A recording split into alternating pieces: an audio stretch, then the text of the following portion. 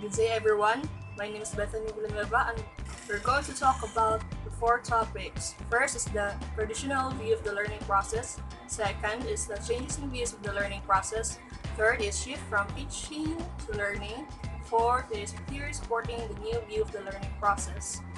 So let's go first to the first topic. First is learning is hard. Students who are having fun or enjoying what they are doing in the learning session according to this viewpoint are most likely not learning. Second is learning is based on a deficient model of the student. It says here that it is intended to make up for or immediate learning that some children, especially poor minority children, lack are common to all children. Third is learning is a process of information transfer and reception. They put emphasis on students by reproducing knowledge rather than producing their own. For example, teacher let the students memorize the definition of a dog. The dog is an animal. This one kid didn't memorize but instead they give another definition of a dog, which is the dog is furry, it has four legs, they bark. But the teacher didn't allow that answer because it wasn't the one she was talking about. Fourth is learning is an individual or solitary process. Some people learn best when they're alone and can work together and work through the material at their own pace. However, this makes the lessons dull because there's little or no interaction. Fifth is learning is facilitated by breaking content instructions into small isolated units. Units today are usually woven together, right? Often across subject areas. But before, the units are not integrated. Sixth is learning is a linear process.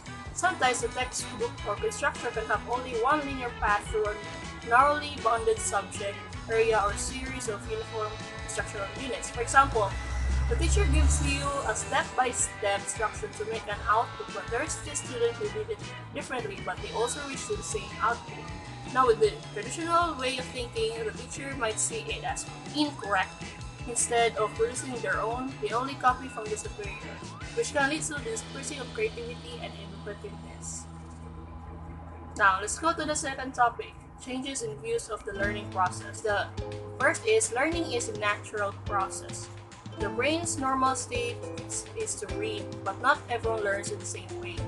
Different learning, perceptual, and personality characteristics must all be taken into account when creating learning new environments with each student.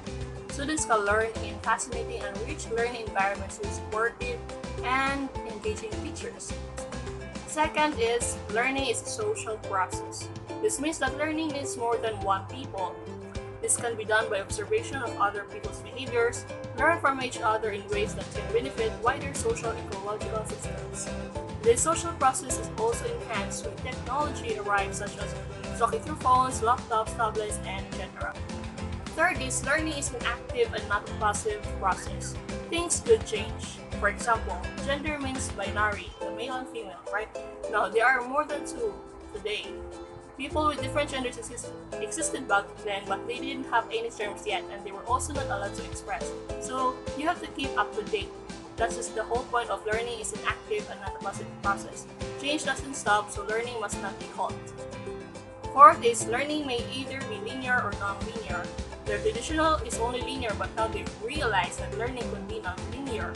They realize students learn differently and have different interests, so the teachers are giving them tasks that they are allowed to give their creative take on their output. Fifth is learning is integrative and contextualized.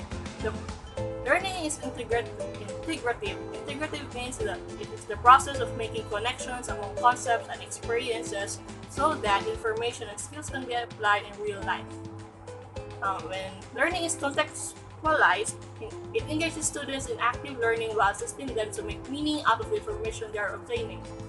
Students can learn better if you just don't give definitions. You also have to give the relevance of the topic in their life. For example, instead of giving them abstract numbers such as 1, 2, 3, you give them physical examples or real life examples such as this: I have orange and another orange. How many orange do I have? So, make connections from real life, from the lesson to real life. That's the whole point of the learning is integrative, and contextualized. 6 is learning is based on a strength model of students' abilities, interests, and culture. Schools are starting to understand the individual talents and desires that students carry to the learning environment and are developing learning experiences that draw on students' strength rather than relying solely on remediating vulnerabilities thanks to the work of Howard Gardner and others. 7 is learning is assessed through task completion, products, and real-life solving of both individual and group efforts. Instead of multiple choices, learning is now more performative. According to Edgar Dale's concept of experience, people generally learn better if the person is 90% than what they read, seen, or write only, which is less than 90%. The third topic is the shift from teaching to learning. Here are the learning environments between teacher-centered and learner-centered. First is in the classroom activity. In teacher-centered is didactic. In the learner-centered, it is interactive. Didactic means it is an approach to teaching refers to a manner of instruction in which information is presented directly from the teacher to the pupil. Interactive teaching is all about instructing the students in a way that they are actively involved with their learning process. Next is the teacher role. First is the teacher-centered. It is fact-teller. In learner-centered, it is collaborator. So it is understandable, right? The teacher is the expert, informer, and provider, while the students are the receivers. And in learner-centered, the teacher is only the guide, and the students are here to argue, critique, explore, and etc. Third is instructional emphasis. Teacher-centered is accumulation of facts, and learner-centered is transformation of facts. Instead of learning the facts, just like in teacher-centered, the students in learner-centered could transform what they learn into a new one. For example, in teacher-centered, you learn about volcanoes. Meanwhile, while learner-centered also learn about making a vinegar volcano to see how the magma flows. So they're doing performatively in their task. They're doing performance tasks instead of just sitting down. That's in the learner-centered. Another is demonstration of success. In teacher-centered, it is norm reference. In learner-centered, it is quality of understanding. Norm reference is a test approach whether they perform better or worse than a hypothetical average student, which is determined by comparing scores against the performance results of a statistically selected group of test takers, typically of the same age or grade level who have already taken the exam. In quality of understanding, it is a test that determines your grade by looking at your performance. Next is assessment. In teacher-centered, it is multiple choice items. It is usually that written. And in learner-centered, it is criterion reference, portfolios, and performances. Multiple choice items is a form of an objective assessment in which respondents are asked to select only correct answers from the choices offered as a list. They're often ineffective as a teaching tool because they're easy for students to cheat and they can exacerbate test anxiety. Now teachers are starting to try alternative assessment methods such as through criterion, reference, portfolios, and performances. Next is technology use. In teacher-centered is drill and practice where the teacher says the things and the students repeat all those things, like copying what the teacher learned to transferring what the teacher learned to students. That's the drill and practice. And in learner-centered is communication, access, collaboration, expression, which is still interactive. Now another table is that in changes in a teacher role, to summarize it, it changed from the traditional view of teaching process, and the teacher used to be a knowledge transmitter, primary source of information, content expert, and source of all answers. Now, in modern teaching, it is the teachers are now learning facilitators, collaborators, coaches, mentors, knowledge navigators, and co-learners. Another role of teachers back then is Teacher controls and directs all aspects of learning. And two, this modern teaching, which has changed to the teacher gives students more options and responsibilities for their own learning. In changes in students' role, it shifts from passive recipient of information to active participant in the learning process.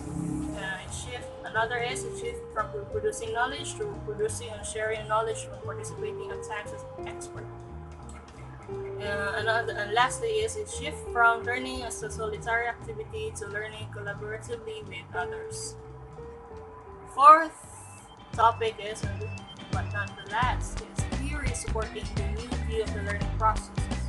Some of the most influential theories that relate to new views of the learning process include Vygotsky's social cultural theory.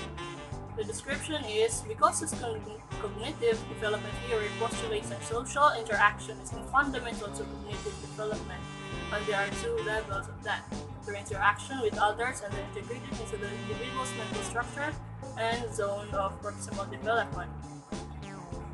This zone of proximal development is the area of exploration for which the student is cognitively prepared but requires help and social interaction to fully develop. Next is John Piaget's cognitive development. The description is cognitive theory is an approach to psychology that attempts to explain human behavior by understanding your thought processes. According to Piaget, there are areas of intellectual development. Disequilibrium refers to our inability to fit new information into our schema. When you come across information experiences that do not fit into your current knowledge base, this is where disequilibrium begins. Assimilation occurs when we modify or change new information to fit into our schemas, what we already know. Assimilation is the process of involving altering one's existing schemas or ideas as a result of new information or new experiences. Equilibrium occurs when a child's or student's schemas can deal with most new information through assimilation. Next is Jerome Bruner's constructivist theory. Description is, it is similar to Piaget. It is a cognitive theory and its approach to psychology that attempts to explain human behavior by studying thought processes. Emphasizes that learning is an active process in which learners construct new ideas or concepts based upon their prior knowledge and experience. He identified three principles to guide the development of instruction. These include readiness, or it is the instruction. The instruction must be concerned with the experiences and context that make the student willing to able to learn. Spiral organization, which is the instruction must be structured so that the student can easily grasp it. Third is going beyond the information given. Our instruction should be designed to facilitate extrapolation or fill in the gaps. Next theory is problem-based learning. The purpose of problem-based learning is to develop higher order thinking skills that provide students with authentic and complex problems and cases. Another theory is anchored instruction. Anchored instruction is an approach to designing instruction that is anchored in a real-world context, problem, or situation. So that's all. Thank you for listening.